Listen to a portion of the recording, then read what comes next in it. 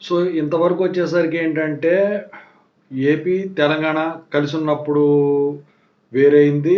ఇప్పుడు వచ్చేసరికి 10 ఏళ్ళు అయిపోయిన తర్వాత ఇప్పుడు కొత్తగా మొత్తం మారిపోయింది. ఇంతకుముందు మనం ఒక వీడియోలో మాట్లాడుకుందాం. ఏంటంటే, ఇక ఏపీ వాళ్ళు తెలంగాణలో రాసేదానికి లేదు. మొత్తం సీట్లు ఎన్నైతే ఉన్నాయో, అది బీటెక్ అయినా, బీఫార్మసీ అయినా, ఎంటెక్ అయినా, ఎంఫార్మసీ అయినా, ఎంబీఏ అయినా, ఎంసీఏ అయినా. సో, అది ఒక గుడ్ న్యూసు కింద మనం మాట్లాడుకునే లోపు ఇంకో గుడ్ న్యూస్ చెప్పింది ప్రభుత్వం. సో, దానికి సంబంధించింది. అదేంటో చెప్తాను. ముందుగా అయితే మీకేమైనా డౌట్స్ ఉంటే కాల్ మీ 4 యాప్ ఐడీస్ వచ్చేసరికి టెలిగ్రామ్ గ్రూప్‌లో ఉన్నాయి. తెలుగు ఇంజినీరింగ్ ఎడ్యుకేషన్ దాంట్లో. దాంట్లోకెళ్ళి జాయిన్ అయ్యి ఖచ్చితంగా అయితే కాల్ చేయండి. ఇక టాపిక్‌లో వెళితే ఏంటంటే, సో, ఇప్పుడు మీరు ఎడ్యుకేషన్‌లో వచ్చేసరికి బీసీలు ఎవరైతే ఉన్నారో వాళ్ళకి ఇంతకుముందు 37% రిజర్వేషన్ ఇచ్చేవాడు.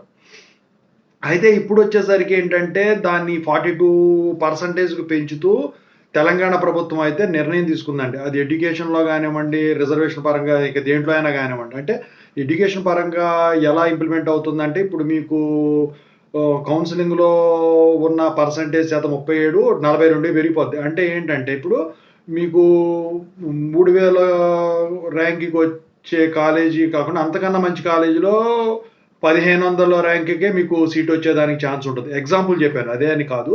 అది బీటెక్ జాయిన్ అవ్వాలన్నా ఇంటర్ ద్వారా, లేకపోతే డిప్లొమా ద్వారా బీటెక్ జాయిన్ అవ్వాలన్నా, లేకపోతే బీఫార్మసీ జాయిన్ అవ్వాలన్నా, లేకపోతే బీటెక్ ద్వారా ఎంటెక్ జాయిన్ అవ్వాలన్నా, బీఫార్మసీ ద్వారా ఎంఫార్మసీ జాయిన్ అవ్వాలన్నా, డిగ్రీ ద్వారా ఎంబీఏ జాయిన్ అవ్వాలన్నా, లేకపోతే ఎంసీఏ జాయిన్ అవ్వాలన్నా, ఏదైనా గానీ బీసీలకైతే వీళ్ళు వచ్చేసరికి ఓ మంచి గుడ్ న్యూస్ అయితే చెప్పటం అయితే జరిగిందనమాట.